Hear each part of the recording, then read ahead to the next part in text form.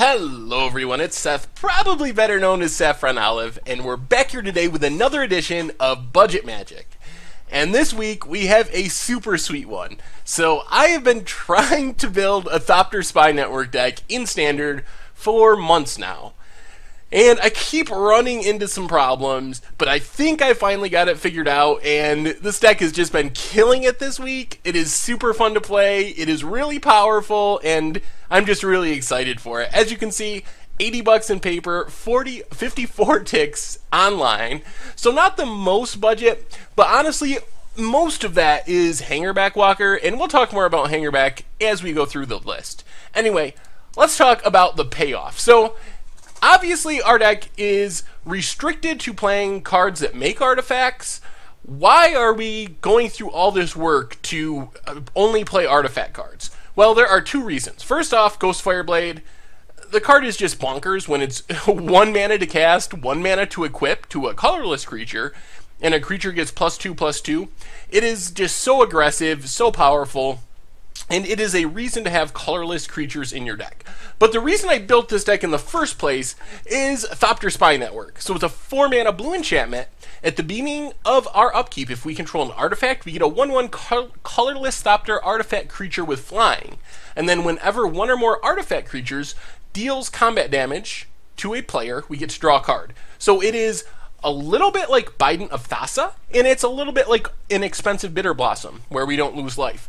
Obviously, for it to do anything, we need to have artifacts on the battlefield. So that is another reason we want to make sure that most things we're playing are artifacts. But it can take over the game all on its own. It is very, very powerful. When you're getting a 1/1 flyer for free every turn, and theoretically drawing an extra card every turn, it is really hard to beat. So when this comes down on turn 4, it is just so good. It is really tough for control decks to beat.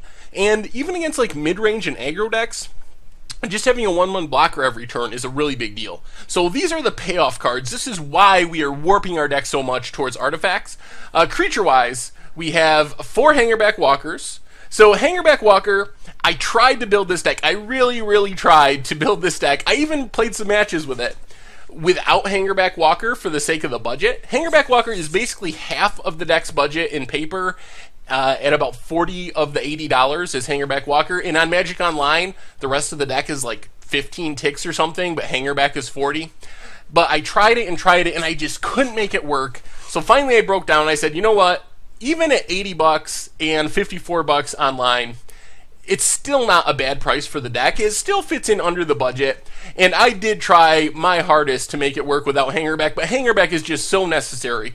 One of the weaknesses of the deck without Hangerback is that we just don't have good early plays that are artifacts. We have the Ghost Fireblade, but that needs colorless creatures, so we just really need Hangerback. It's a 2-drop, it scales, so in the late game, it gets better, and as you'll see, we have some artifact sacking synergies, so we can make a whole bunch of Thopters from the Hangerback.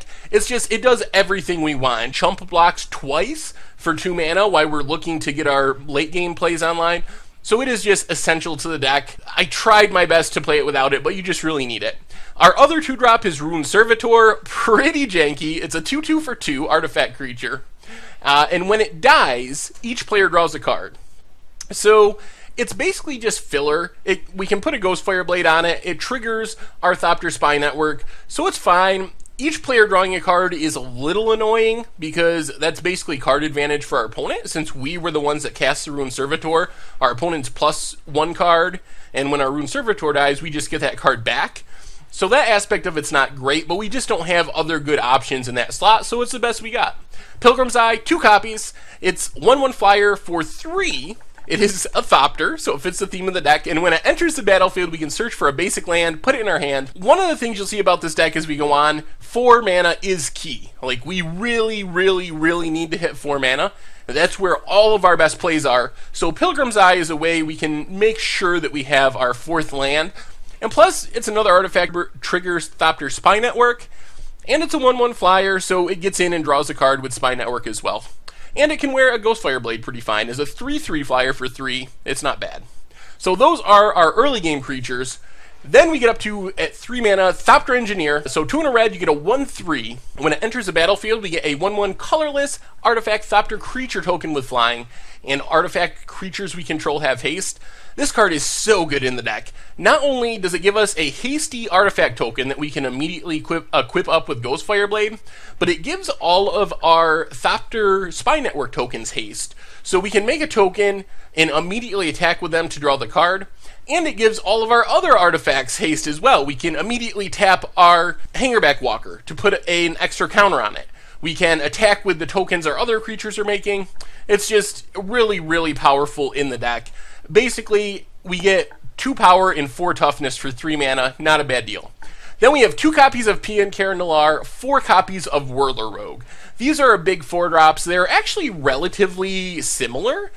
When they enter the battlefield, each makes 2 1/1 colorless Thopter artifact creature tokens with flying. So they are creating a total of 4 power and toughness across 3 bodies for 4 mana. Then Pia and Karen Nalaar have an ability where you can pay 2 in a red, sacrifice an artifact, and Pia and Karen do 2 damage to a creature or player. This is really sweet with Hangerback. We can get a big Hangerback, sack it, turn it into Thopter tokens, which can theoretically just fly in for a bunch of damage. Whirler Rogue, on the other hand, we can tap 2 artifacts and make a creature unblockable. It's a way to get in some damage with whatever's wearing a Ghostfire Blade. Pretty powerful ability on its own. So one of the problems with this deck, and the reason I didn't make this deck months ago, is I couldn't figure out the 4 mana slot. That is where all the best cards in this deck are. Thopter Spy Network, Pia and Karen Nalaar, and Whirler Rogue are easily the 3 best cards in this deck, and they all cost 4 mana, so it's really easy to get overloaded with 4-drops. So we had to mess with the numbers a little bit, and I think this mix is pretty good. We have the 4 Whirler Rogues because it's not legendary like Pia and Karen Nalaar. We have 3 Thopter Spy Networks. While they work fine in multiples, it's clunky to have more than 1 in your opening hand. And then 2 Pia and Karen Nalaars, even though it's a more powerful card than Whirler Rogue, because it's legendary, and when we're already bordering on clunkiness by having too many 4-drops, what we really don't want is to have multiple Pia and Karen Nalaars in our hand, which makes our hand even more clunky than it may already be. So that's the creature base. Removal-wise, 3 Fiery Impulse, pretty basic, 2 damage to a creature. Spell Mastery, we get to do 3 damage instead.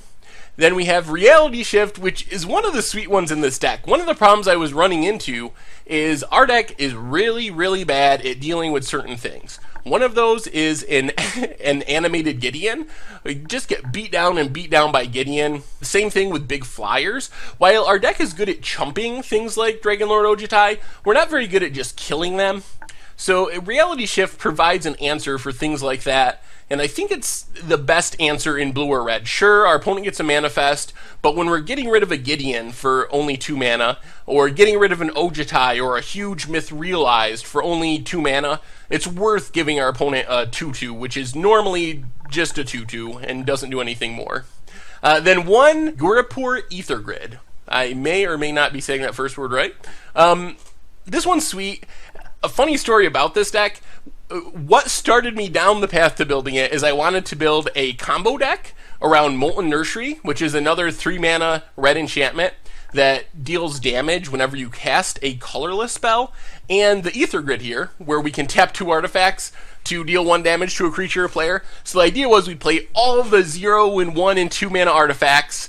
We would get the Ether Grids and Molten Nurseries, play all these artifacts, deal a bunch of damage, then we would bounce them all back to our hand and do it all over again. Unfortunately, that deck was more against the odds than it was standard competitive, so it slowly morphed into a more mid-rangey, realistic version of the deck, as we've been talking about. Then we have some counters and some draw, couple Disdainful Strokes, again, a way to deal with Gideon, Dragonlord Ojutai, Siege Rhino, etc. A single Scatter to the Winds, takes care of anything. It's 3 mana, so it's a little expensive. Can awaken it if we get up to 6 mana. A single Negate.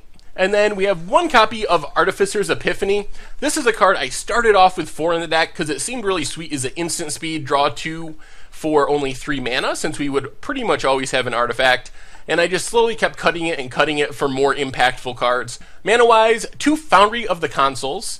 So as 1 colorless, but we can pay 5 and sack it and get a couple of Thopter tokens. So it's a way to kind of hedge ourselves against a Wrath. We can use our land to make a couple tokens.